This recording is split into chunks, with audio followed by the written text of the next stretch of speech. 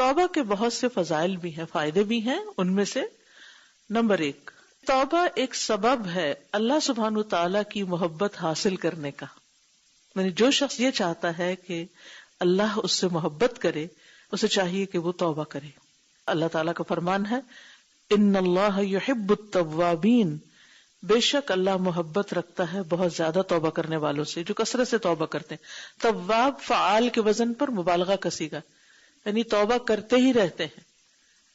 وَيُحِبُّ الْمُتَطَهِّرِينَ، اور محبت رکھتا ہے خوب پاک صاف ہونے والوں سے، یعنی خوب پاکیزگی اور صفائی کا بھی اہتمام کرتے ہیں. تطہر سے مراد اپنی ظاہری نجاستوں کو دور کرنا، وضو کے ذریعے، نہانے کے ذریعے اپنے لباس کو صاف رکھنا، اپنے ماحول کو پاک صاف رکھنا، اپنی جگہ کو پاک صاف رکھنا. اور توبہ جو ہے وہ ہمارے دل کو اور ہمارے باطن کو اور ہمارے ان گناہوں کے بوجھ کو ہم سے ہٹاتی جو ہمیں نظر نہیں آتا فزیکلی. تو ایسے لوگوں سے اللہ تعالیٰ محبت کرتا ہے جو ظاہر اور باطن دونوں میں صاف رہتے ہیں، پاک رہتے ہیں اور اس کا اہتمام کرتے رہتے ہیں. کیونکہ عموماً یہ ہوتا ہے کہ جب عبادت میں کچھ بریک آ جائے تو پھر انسان غافل ہونے لگتا ہے. آپ نے دیکھا ہوگا جب نمازیں ایک دفعہ چھٹتی ہیں تو دوبارہ نماز کی پابندی، اور خصوصاً اگر تہجد وغیرہ پڑھ رہے ہیں یا اور کچھ ایسا کام کر رہے ہیں تو اس کی پابندی بڑی مشکل ہوتی. لیکن جب یہ آیت سامنے رہے کہ واپس اپنی روٹین پہ آ جاؤ، واپس اپنے ان کاموں کو کرنا شروع کر دو، اور جو رک گئے تھے ان پر اللہ سے دعا کرو تاکہ وہ کمی پوری ہو جائے، تو ایسے لوگ اللہ کے محبوب ہوتے ہیں. نمبر 2، انہا سبب للفلاح، توبہ سبب ہے، ذریعہ ہے، وسیلہ ہے. کس کا؟ فلاح، کامیابی کا، نجات کا. اللہ تعالیٰ کا فرمان ہے وَتُوبُوا إِلَى اللَّهِ جَمِيعًا أَيُّهَا الْمُؤْمِنُونَ لَعَلَّكُمْ تُفْلِحُونَ، اور سب توبہ کرو اللہ کی طرف اے مومنو تاکہ تم فلاح پاؤ، کامیاب ہو جاؤ. نمبر 3، توبہ سبب ہے بندے کے اعمال کے قبول ہونے کا، یعنی اس سے اعمال قبول ہو جاتے ہیں. ہمارے گناہ جو وہ اعمال ضائع کرنے والے نا. وَالْعَفْوِ عَنْ سَيِّئَاتِهِ، اور اس کی برائیوں سے درگزر کرنے کا سبب ہے. اللہ تعالیٰ فرماتے ہیں اور وہی ہے جو توبہ قبول کرتا ہے اپنے بندوں سے اور برائیوں کو معاف کر دیتا ہے، ان سے درگزر کر جاتا ہے. جو توبہ کر لے اور نیک عمل کرے تو وہ دراصل اللہ کی طرف رجوع کرتا ہے، سچا رجوع. کیسے پتا چلتا ہے کہ ہم نے توبہ کر لی؟ جب ہم اس گناہ کو چھوڑ دیں اور نیکیاں کرنا شروع کر دیں، اس کے اپوزٹ کرنا شروع کر دیں. ویسا نماز نہیں پڑھتے تھے، توبہ کی، اب نمازیں پڑھنی شروع کر دیں. اسی طرح کوئی بھی غلط کام جو ہم نے شروع کیا اس کو انڈو کیسے کریں؟ نمبر 1 توبہ، اور نمبر 2 عمل صالح سے. کچھ لوگ اپنی ابتدائی زندگی میں نمازوں سے غافل رہتے ہیں، قضا کر بیٹھتے ہیں، پھر انہیں احساس ہوتا ہے، دین پڑھتے ہیں، قرآن پڑھتے ہیں، پھر کہتے ہیں کہ اب ان نمازوں کا کیا کریں، کچھ گنتی بھی نہیں، کچھ حساب بھی نہیں، اب کیا کریں؟ اب 2-3 چیزیں ہوتی ہیں. کچھ لوگ تو یہ کرتے ہیں، ان کا حساب کرنے بیٹھتے تھے، پھر ہر نماز کے ساتھ پرانی نمازیں ملاتے، اس سے نہ وقتی نماز ڈھنگ سے پڑھی جاتی ہے نہ پچھلی، اور ایک عجیب پریشانی میں رہتے ہیں. نبی صلی اللہ علیہ وسلم نے ایسا کوئی طریقہ ہمیں نہیں بتایا. اس کا طریقہ کیا ہے کہ ہم جتنے مزید نوافل پڑھ سکیں پڑھیں، صدقہ خیرات کریں، ذکر کریں، توبہ کریں، جو ہم سے ہوتا ہے، اور آئندہ نماز نہیں چھوڑیں. اگر آپ واقعی چاہتے ہیں نا پچھلی نمازیں معاف ہو جائیں تو آئندہ اپنی نمازوں کی پابندی کریں. ای تقبل توبتہ، یعنی ایسے شخص کی توبہ قبول کی جاتی. کس کی؟ من تاب وعمل صالحا، جس نے توبہ کی اور نیک عمل کیے.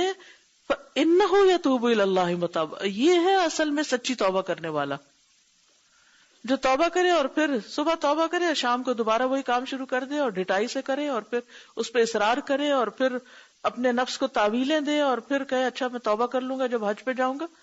تو یہ زندگی بڑی خطرناک ہے اس طرح.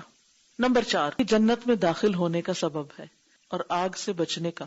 اللہ تعالیٰ کا فرمان ہے فَخَلَفَ مِن بَعْدِهِمْ خَلْفٌ أَضَاعُوا الصَّلَاةَ وَاتَّبَعُوا الشَّهَوَاتِ فَسَوْفَ يَلْقَوْنَ غَيًّا إِلَّا مَن تَابَ وَآمَنَ وَعَمِلَ صَالِحًا فَأُولَئِكَ يَدْخُلُونَ الْجَنَّةَ وَلَا يُظْلَمُونَ شَيْئًا. تو پیچھے آئے ان کے بعد خلف، ایسے ناخلف اضاعوا الصلاۃ، جنہوں نے نمازیں ضائع کر دی. یعنی ماں باپ تو نیک لوگ تھے، یا پہلی جنریشن تو اچھی تھی، لیکن بچے کیسے نکلے کہ انہوں نے نمازیں چھوڑ دی. واتبعوا الشہوات، اور اپنی خواہشات کے پیچھے پڑ گئے.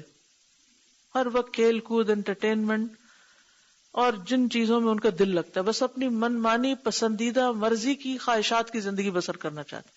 کسی چیز میں اپنے آپ کو باؤنڈ نہیں کرنا چاہتے، کوئی رسپانسبلٹی نہیں لینا چاہتے، کوئی کام ٹک کے نہیں کرنا چاہتے. ایزی وے، ایزی گوئنگ، یہ گھر میں ہی بیٹھ کے سب کام ہو جائیں. اور آپ دیکھیے کہ جتنے فتنے اس دور میں آئے ہیں، پہلے کیا ہوتا تھا کہ لوگ صبح سویرے اپنے گھروں سے نکلتے تھے، جلدی اٹھے کہ جانا ہے کام پہ، اٹھے نماز پڑھی، کام کے لیے نکلے، کھپ کھپا کے واپس آئے، کچھ ٹائم فیملی کے ساتھ گزارا، کچھ اور کام کیے اور سو گئے. راتیں سونے کے لیے، دن کام کرنے کے لیے. اور اب کیا ہے، ایک گلوبل ورلڈ جو بن گئی ہے، یعنی کہ پوری دنیا ایک ہو گئی ہے، دن رات کے فرق مٹ گئے ہیں، دن کو رات، رات کو دن بنا لیا ہے، اور بستر سے اٹھنے کی بھی ضرورت نہیں.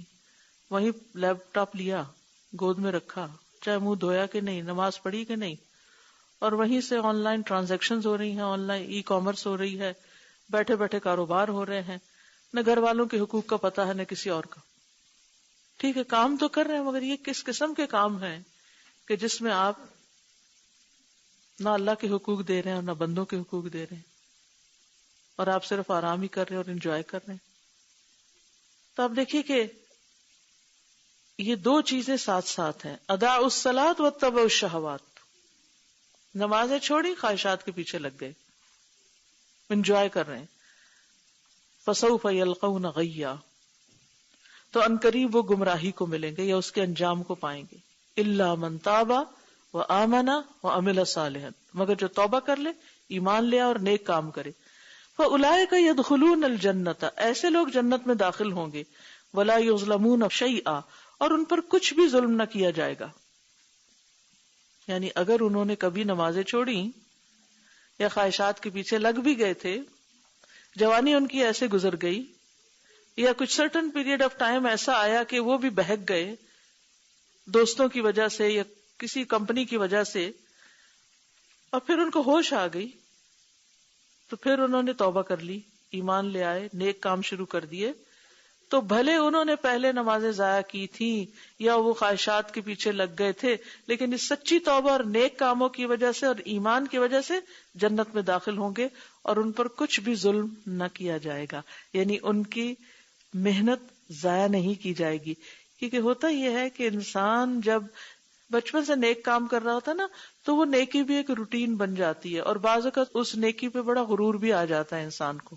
لیکن ایک شخص جو ماحول کی وجہ سے، کسی بھی وجہ سے کسی برائی میں پڑ گیا، پھر اس نے توبہ کی، اب وہ ساری زندگی ایک شرمندگی کے ساتھ گزارتا کہ یا اللہ، میں نے تو بہت کچھ ضائع کر دیا، میں نے اپنا بڑا وقت برباد کر دیا، میں نے تو تیری نافرمانی کا ہر کام کر لیا، میں نے یہ بھی غلط کیا، میں نے وہ بھی غلط کیا، میرا کیا ہوگا.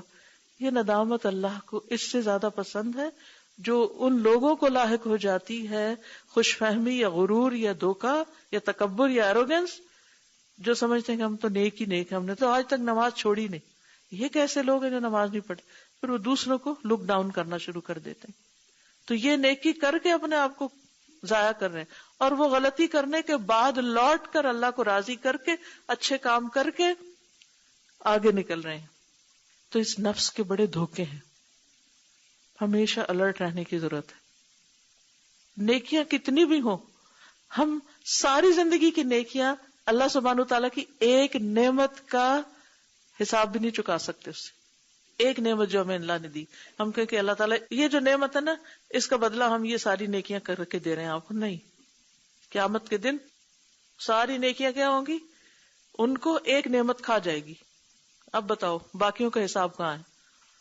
تو کبھی نہ سوچے کہ ہم بہت نیک ہو گئے، اور کبھی یہ نہ سوچے ہاں وہ فلاں میں جانتا ہوں وہ کیسا تھا، دیکھا ہوا میں نے اس کو، وہ فلاں، اور پھر اس کو تانے دیتے ہیں اس کے ماضی کے، وہ جو ایسا اور ایسا تھا، وہ جو یہ اور یہ کرتا تھا. کبھی نہ دیں کسی کو کسی کی غلطی اور کوتاہی کا تانا، کیونکہ ہو سکتا ہے کہ اس نے تو توبہ کر لی اور آپ اسی پکڑ میں آ جائیں، یا آپ نہیں تو آپ کے بچے آ جائیں۔ آپ نے دیکھو کہ بعض اوقات ہم دوسروں کے بچوں پہ باتیں بنانے لگتے ہیں، ان کو تو کوئی عقل نہیں، یہ دوسروں کو بچوں کو کرٹیسائز کرنا شروع کر دیتے، پھر اللہ اپنے گھر میں دکھاتا ہے یہ دیکھو۔ کوئی بھی شخص آزمایا جا سکتا ہے اولاد کے ساتھ، کہ ماں باپ نیک ہوں اور اولاد ستانے والی ہو، گمراہ ہو۔ آپ دیکھیے کہ جیسے سورۃ کہف میں آتا ہے کہ وہ جس بچے کو مار دیا تھا خضر علیہ السلام نے، کیوں مارا تھا؟ ان کے ماں باپ نیک ہیں، یہ اللہ تعالیٰ کو پتا ہے کہ یہ بڑا ہو کے اپنے ماں باپ کو ستائے گا، اللہ اس کو بچپن میں لے گیا۔ اور دوسری طرف کانا ابوہما صالحا، دو بچے یتیم تھے، ان کا باپ نیک تھا، ان کی دیوار بنا دی۔